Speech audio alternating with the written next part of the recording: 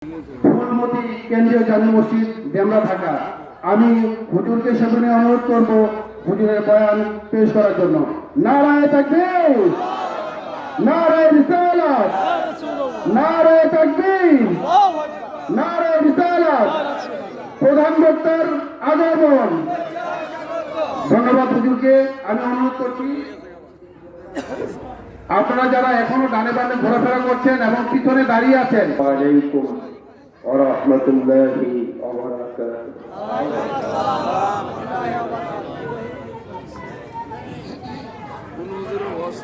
ইন্নাল হামদালিল্লাহ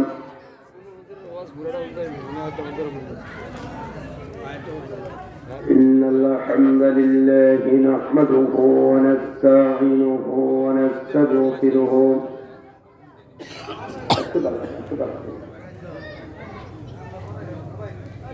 ونعوذ بالله من شرور أنفسنا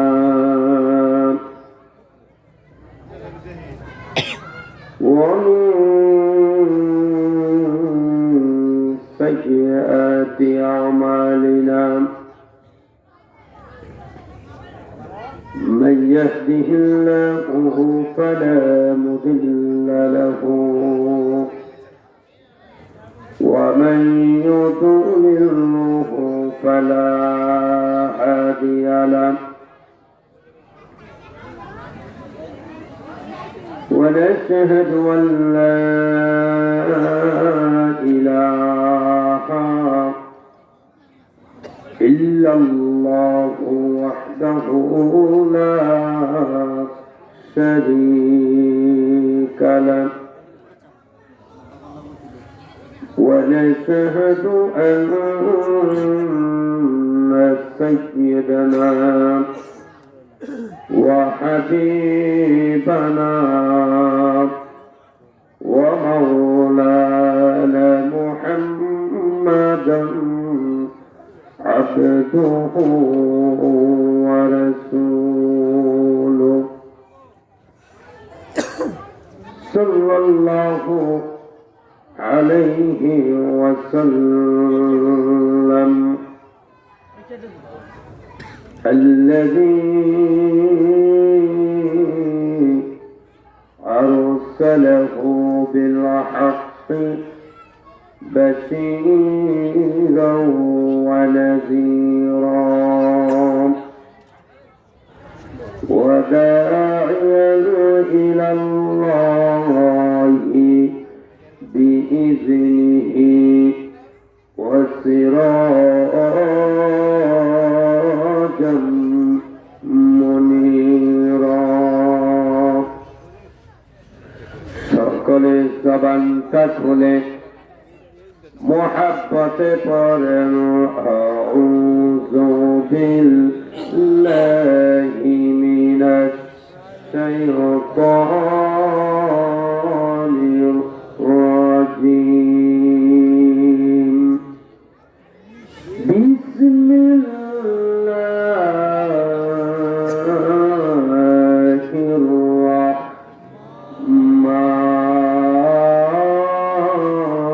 রাহমানির রাহিম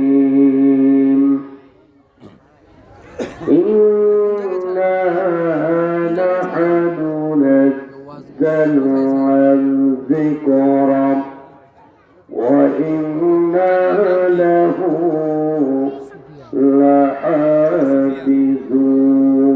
لحافظون صدق الله العظيم وصدق رسوله النبي الكريم ونحن على ذلك من الشاهدين والشاكرين সকলে আওয়াজ দিয়ে পড়েন আলহামদু লিল্লাহি রাব্বিল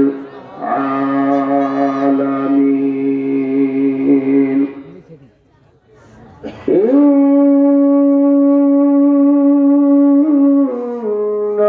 ইন্নাল্লাহা ওয়া মালাইকাতাহু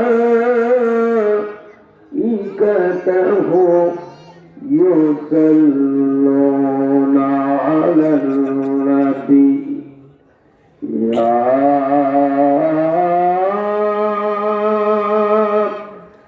أيها الذين آمنوا صلوا عليه وسلموا تسليما اللهم صل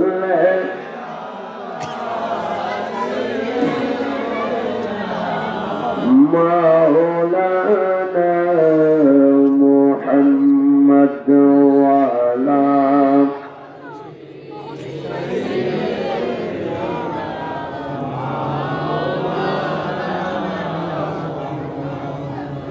রসুলের মহাব্বতে দুরূদ শরীফ পড়তে আপনাদের কি কষ্ট হয়?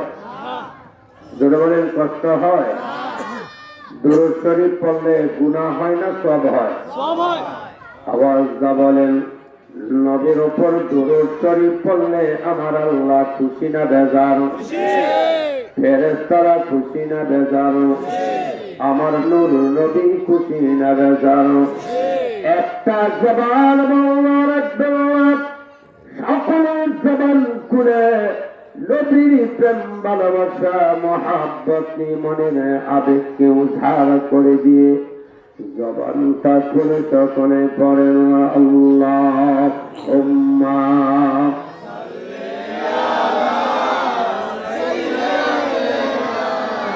মাওলানা মুহাম্মদ ওয়ালা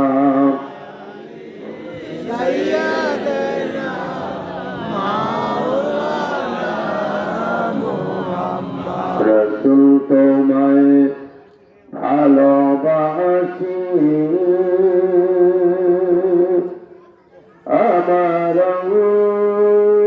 তোরে শুধু মুখে না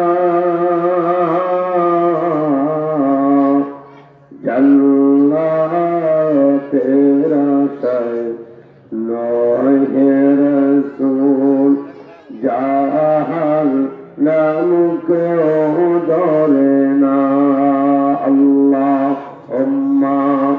জবান খুলে পড়েন মাওলানা মুহাম্মদ ওয়ালা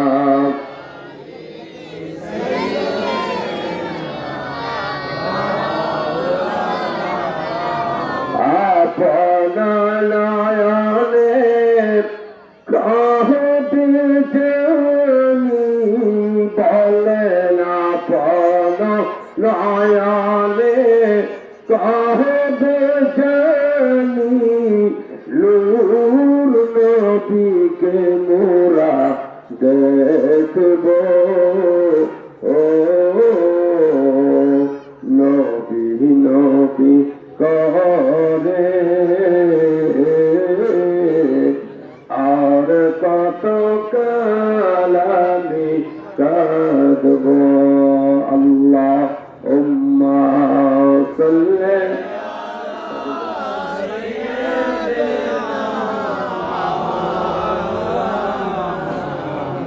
ওয়ালা আলি সাইয়্যিদিনা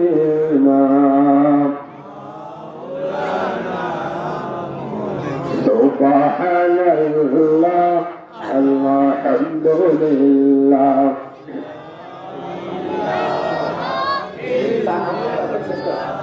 লা বলেন সুবহানাল্লাহ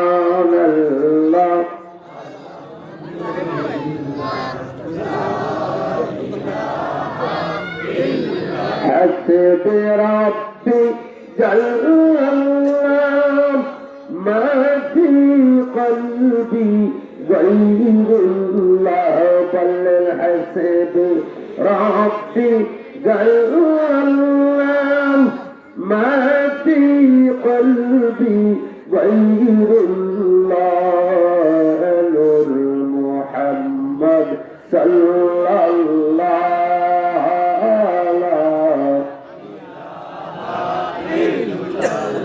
বলেন নূর মুহাম্মদ সাল্লাল্লাহু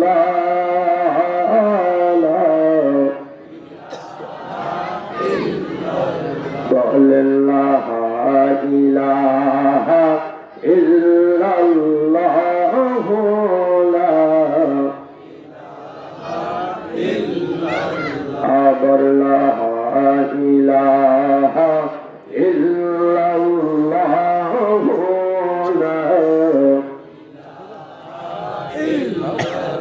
লা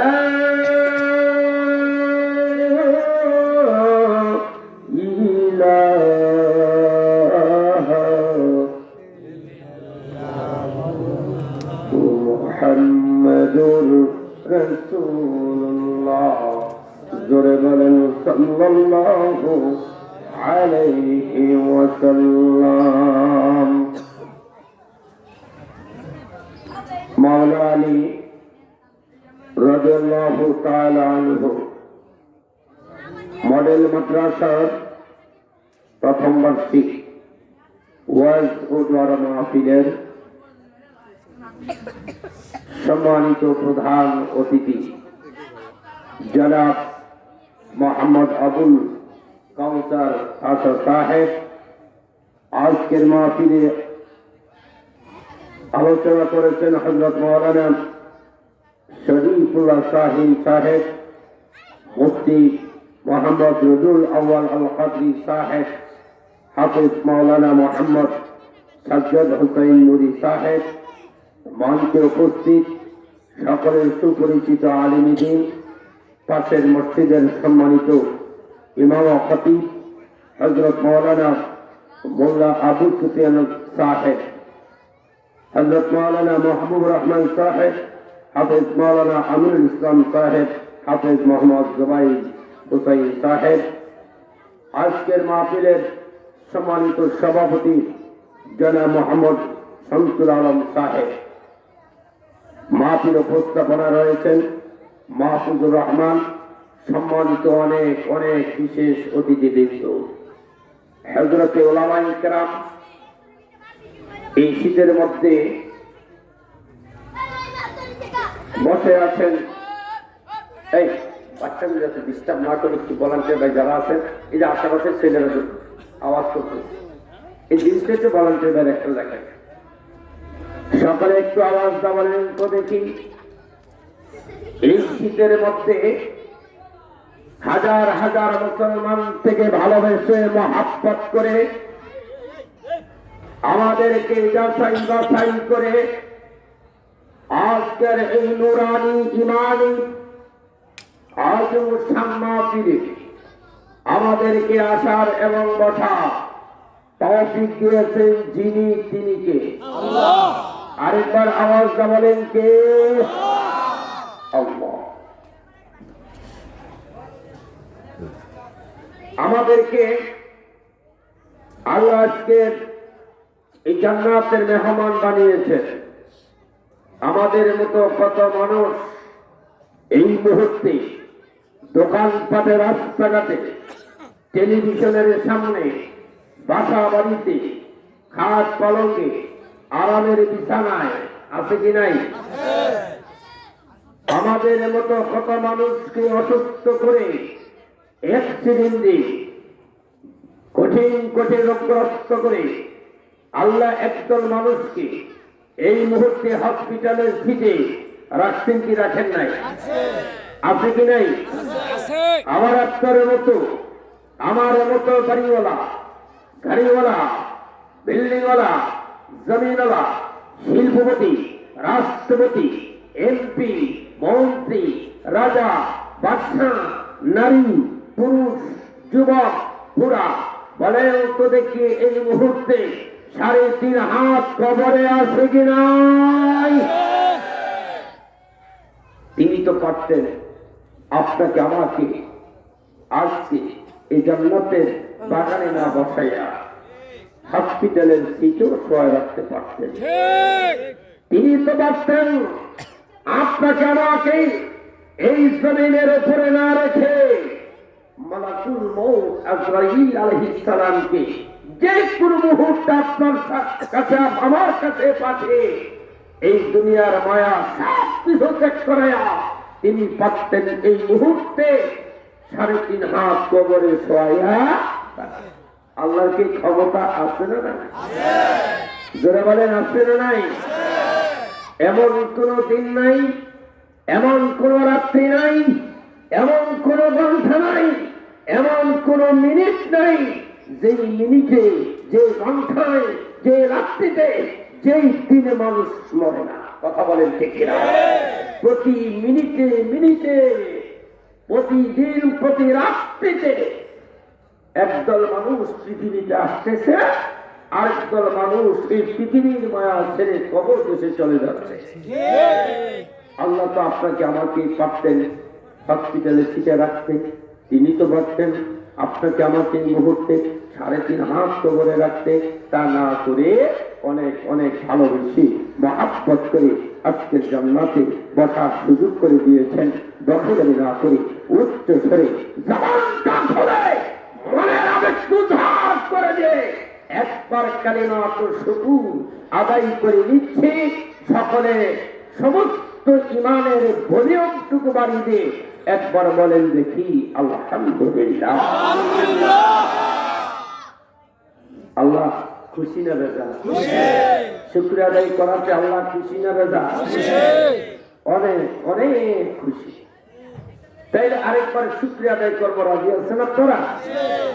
কেন করব? এই জন্য যিনি ওই রূহের জগৎ থেকে ফয়সালা করে আপনাকে আমাকে একটি সুন্দর পৃথিবীতে অন্য কোন নবীর উম্মত না বানাইয়া, এই বাচ্চা বাবা কথা বলল, কথা বলুন, এদিক তাক আমাদের অন্য কোন নবীর পয়গম্বর রাসূলের উম্মত না বানাইয়া তিনি আপনাকে আমাকে এমন একজন নবীর উম্মত হিসেবে এই পৃথিবীতে পাঠিয়েছেন, যিনি শুধু নারায়ণগঞ্জের নবী না, বন্দর থানার নবী না, যিনি শুধু বাংলাদেশের নবী না, যিনি হচ্ছেন আরশের নবী, লৌহের নবী, চন্দ্রের নবী, সূর্যের নবী, গাছের নবী, মাছের নবী, বেহেশতের নবী, সিদরাতুল মুনতাহার নবী, যিনি হচ্ছেন 18,000 মাখলুকাতের নবী, ফেরেশতাদের নবী, মক্কার নবী, মদিনার নবী, পাহাড়ের নবী, পর্বতের নবী, 18,000 মাখলুকাতের নবী, যিনি হচ্ছেন 1,02,24,000 সমস্ত নবীদেরও নবী। আওয়াজ বলেন আল্লাহু আকবার। যার উপরে আল্লাহ এমন একখানা কিতাব নাযিল করেছেন যে কিতাবের নাম হচ্ছে আল কোরআন। ঠিক কিনা বলেন? খুব খেয়াল। আপনার যে কত বড় ভাগ্যবান এটা বলে শেষ করা যাবে না। দেখেন, একদিকটা আল্লাহ আমাদেরকে শ্রেষ্ঠ জাতি হিসেবে সৃষ্টি করেছেন, সুবহানাল্লাহ। আমরা মুসলমান জাতির দিকটাও শ্রেষ্ঠ, আমরা ধর্ম পেয়েছি শ্রেষ্ঠ, ঠিক কিনা বলে? আমরা কিতাব পেয়েছি শ্রেষ্ঠ, আমরা নবীও পেয়েছি শ্রেষ্ঠ, কথা বলেন ঠিক কিনা? শ্রেষ্ঠ জাতি, শ্রেষ্ঠ ধর্মের অনুসারী, শ্রেষ্ঠ কিতাব প্রাপ্ত, শ্রেষ্ঠ নবীর উম্মত। আজকে আমি 2টা জিনিসের উপর আলোচনা করার চেষ্টা করবো, শ্রেষ্ঠ কিতাব আর শ্রেষ্ঠ রাসূল। সুবহানাল্লাহ বলেন। আসমানি কথা বললেন, আসমানি বড় কিতাব কয়টা ছিল? কথা জোরে বলেন, কয়টা? 4টা। একটি কিতাবের নাম ছিল তাওরাত, যে কিতাব নাযিল হয়েছে মূসা আলাইহিস সালামের উপর। আরেকটি কিতাব নাম ছিল জবুর, যে কিতাব নাযিল হয়েছে দাউদ নবীর উপর। তৃতীয় একটি কিতাব, যে কিতাবের নাম হচ্ছে ইনজিল, যে ইনজিল কিতাব নাযিল করেছেন আল্লাহ ঈসা নবীর উপর। ঠিক কিনা? কয়টা কিতাবের নাম বললাম? যারা বলেন কয়টা? 3টা কিতাব কয়জন নবীর উপর নাযিল করেছেন? 3। মূসাকে দিয়েছেন আল্লাহ তাওরাত, দাউদ নবীকে দিয়েছেন জবুর, ঈসা নবীকে দিয়েছেন ইনজিল। আজকে মূসা নবীও নাই, মূসা নবীর তাওরাত নাই, দাউদ নবীও নাই, দাউদ নবীর জবুর কিতাব নাই। ঈসা নবী নাই, ইনজিল কিতাবও নাই। আওয়াজটা বলেন তো দেখি, আপনার আমার নবীর বল যেই কোরআন যেই কিতাব নাযিল করেছেন, ওই কোরআন ওই কিতাব এই বিশ্বের জমিনে আছে কিনা? আছে, এবং কিয়ামত পর্যন্ত থাকবে। সব নবী বিদায় হয়ে গেল, সব নবীর কিতাব বিদায় হয়ে গেল, কিন্তু আপনার আমার নবী জমিনে নাই, আছে রওজা মুবারকে। কিন্তু নবীর উপর নাযিল কিন্তু কোরআন কিতাব আল্লাহ কেন বাতিল করেন নাই? এইটাই আল্লাহ প্রমাণ করে দিয়েছেন, কোরআন যেহেতু আছে, আমার নবীও তোমাদের মাঝে আছে। সুবহানাল্লাহ, ঠিক কিনা বলেন? এই কোরআনের আওয়াজ আর এই কোরআন বিলুপ্তি করা, কোরআন ধ্বংস করা পৃথিবীর কোন শক্তি আজও পর্যন্ত তৈরি হয়? হাজার চেষ্টা করলো, আল্লাহ বলেন এই কোরআন এই জমিন থেকে কেউ বিদায় করতে পারবে না। কোরআন যেমন বিদায় করতে পারবে না, কোরআন যেমন কেউ ভুল করতে পারবে না, কোরআনের দুশ্মনী করে কোরআন যেমন ধ্বংস করার ক্ষমতা কারো নাই, আমার নবীর সম্মান ছোট করার ক্ষমতা আমি আল্লাহ কার দিয়ে দেয়। কথা বলেন ঠিক কি? সমগ্র পৃথিবীতে ঘুরলে একজন তৌরাতের হাফেজ পাওয়া। আমি আলোচনাটা নিচ্ছি কেন জানেন? আমি অত্যন্ত আনন্দিত খুশি যেখানে এসে দেখেছি একটি মাদ্রাসা, যে মাদ্রাসা হচ্ছে নুরানি এবং না মাদ্রাসা মাওলা আলী তো মাদ্রাসার নাম, মূলত মাদ্রাসাটা কি নুরানি এবং হাফিজিয়া এবং বাংলা লাইন আলিয়া শাখাওয়াত। আলহামদুলিল্লাহ বলে আপনাদের কি কষ্ট হবে? এই বাচ্চা রে বলেন, এদিক টাকা। তাহলে আজও পর্যন্ত পৃথিবীতে যদি আপনারা তালাশ করেন একজন তৌরাতের হাফেজ দেখতে চাই, বলেন তৌরাতের হাফেজ পাবেন? পাওয়া যাবে? জবুর কিতাবের হাফেজ পাওয়া যাবে? ইনজিল কিতাবের হাফেজ পাওয়া যাবে? তাহলে বলেন তো দেখি, বাংলাদেশে নয় আপনাদের এই বন্দরে যদি 100 হাফেজ তালাশ করেন, বলেন 100 কোরআনে হাফেজ পাওয়া যাবে কি যাবে না? সারা বিশ্বে ঘুরলে লক্ষ লক্ষ, এখনো সারা বিশ্বে পৃথিবীতে 3.5 লক্ষ হাফেজ কোরআন আছে। তৌরাতের হাফেজ নাই, জবুর কিতাবের হাফেজ, ইনজিল কিতাবের হাফেজ, ওগুলি দরকারও, কিন্তু কোরআনের হাফেজ আজও আছে, ছিল, আছে, থাকবে। এখন এই কোরআন মুখস্থ করার ক্ষমতা আল্লাহ উম্মতি মুহাম্মদকে দিয়েছেন কেন? এর কারণ আছে কি নাই? জোরে বলেন, আছে কি নাই? আমি সর্বনাশ, এত কথা চতুর্দিকে। আল্লাহ যদুর পরেন আল্লাহুম্মা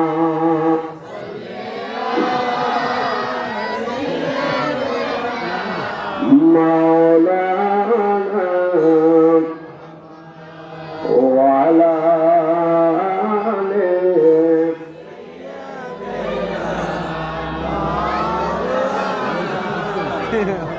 একটু গভীর মনোযোগ, একটা কথা কেউ বলবেন না।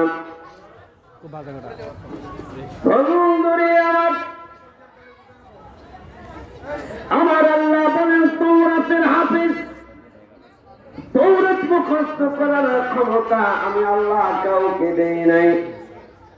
জবুর কিতাব মুখস্থ করার ক্ষমতা আমি দেই নাই। ইনজিল কিতাব মুখস্থ করার ক্ষমতা আমি আল্লাহ কাউকে দেই নাই। কিন্তু আমার বন্ধুর উপর যে কোরআন নাযিল করেছি, আল্লাহ বলেন আমার বন্ধুর উম্মতদেরকে আমি আল্লাহ এই ক্ষমতা দিয়েছি, তারা কোরআন মুখস্থ করতে পারবে।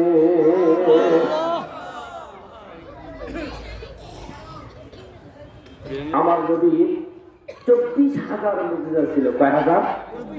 জোরে বলেন, কয় হাজার? 24,000 মুজিজা।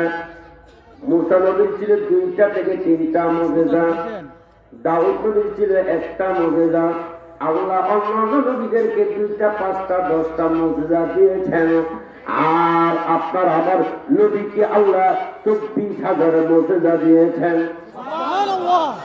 এই 24,000 মুজিজার ভিতরে একটা মুজিজা দিনের নবী রাহমাতুল লিল আলামিন জমিনে রেখে গিয়েছেন। 24,000 মুজিজার মধ্যে একটা মুজিজা রাসূল উম্মতের মাঝে রেখে গিয়েছেন। 24,000 মুজিজার মধ্যে নবীজির একটা মুজিজা ছিল কোরআন মুখস্থ রাখা। কথা বলেন ঠিক কিনা? এই কোরআন শরীফের ভিতরে একটা না দুইটা না 114টা সূরা আল্লাহ নাযিল করেছেন।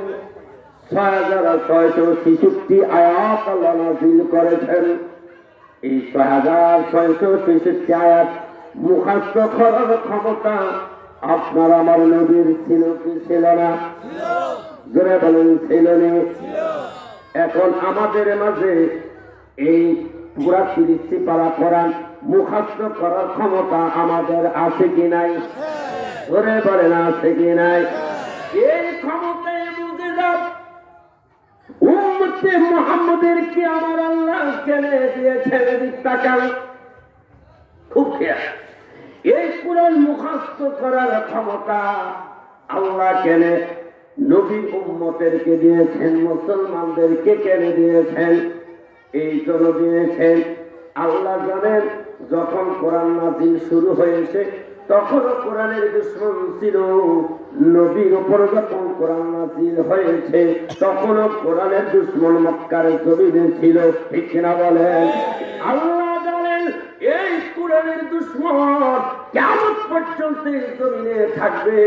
হাজারত যদি দুশমন থাকে তারপর আল্লাহর কোরআনের একটা আয়াতকে ধ্বংস করার ক্ষমতা নাই। আল্লাহ জানেন এই কোরআন ধ্বংস করার জন্য, কোরআন বিদায় করার জন্য আগে একদল কাফের ছিল, মুশরিক ছিল, কোরআনের দুশমন ছিল, কিয়ামত পর্যন্ত থাকবে। আল্লাহ এই জন্য কোরআন যাতে ধ্বংস করতে না পারে এই জন্য আল্লাহ সিনার মধ্যে কোরআন ধারণ করার ক্ষমতা রেখে দিয়েছে। এই জমিন থেকে যদি খুব খেয়াল, আপনাদের এই বন্ধুর যদি তালাশ করি মুসলমানের ঘরে মসজিদে মাদ্রাসায় কয়েক হাজার কোরআন শরীফ পাওয়া যাবে, যাবে না? যাবে না? জোরে বলেন। ও খেয়াল, বাচ্চারা কথা বলবে না। এই বন্দর যদি একদল আমেরিকা থেকে, জাপান থেকে, ভারত থেকে যদি একদল কোরআনের দুশমন আসে, 1 লক্ষ সৈনিক যদি আসে, আইসা যদি বন্দর এই শহরের চতুর্দিকে যদি ঘেরাও করে, আর তারা সিদ্ধান্ত নেয় এই বন্দর যত মসজিদ আছে, মুসলমানের ঘর আছে, খানকা মাদ্রাসা আছে, যত কোরআন শরীফ আছে সব কোরআন শরীফ নিয়ে আমরা ওই নদীর মধ্যে, শীতলক্ষা নদীর মধ্যে আমরা ঢালাইয়া দেব, আগুনের পরে ছাই ছাই করে দেব।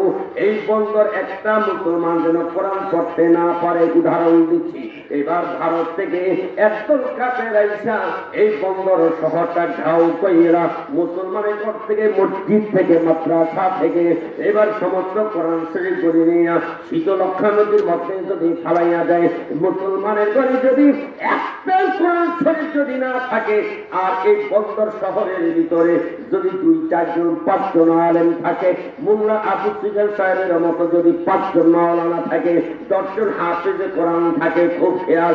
এখন আবু সুফিয়ানের মতো আরো 2-5 জন আলেম যদি একসাথে হইয়া 5 জন হাফেজে কোরআনকে যদি ডাক দেয়, হাফেজেরা রে, এই বন্দর শহরের মধ্যে কোন কোরআন শরীফ নাই, সব কাফেররা ধ্বংস করে দিয়েছে, নদীতে ফালাইয়া দিয়েছে, বাহির থেকে কোনো কোরআন শরীফ ঢুকাইতে পারছে না, মুসলমান কোরআন পড়তে পারে না, মাদ্রাসার ছেলেরা কোরআন পড়তে পারতেছে না।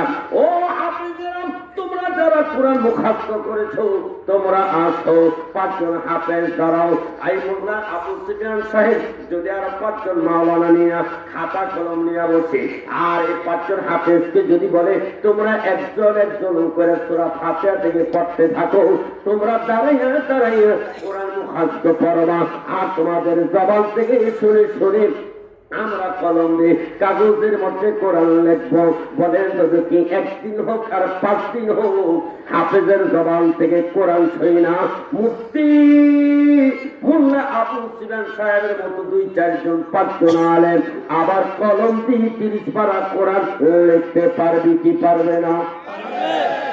এই জোরে বলেন পারবে কি পারবে না? এক সপ্তাহের ভিতরে 15 দিনের ভিতরে হাফিজের জবান থেকে কোরআন শুনি না, আবার 30 পারা কোরআন লেখা, আবার বন্দর প্রত্যেকটা মুসলমানের ঘরে ঘরে কোরআন পৌঁছাইতে পারবি কি পারবে না? পারবে। 1 নাম্বার গেল। এবার 2 নাম্বার সিদ্ধান্ত তারা নিল কারা? কাফেররা। বুঝতে পারছেন?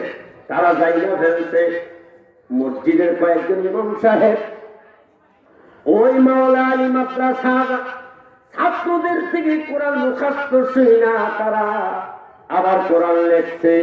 সিদ্ধান্ত নিল যে হাফেজের জবান থেকে তারা কোরআন শুনছে, এবার 5 জন হাফেজকে তারা বন্দি কইরা ওই পপুলার হসপিটালে নিয়ে কাফেররা নিয়ে গেল, যে তাদেরকে কম্পিউটার নিচে শোয়াইয়া কম্পিউটার মাধ্যমে তাদের সিনা থেকে কোরআন উঠাইয়া নিব। জোরে বলেন পারবে?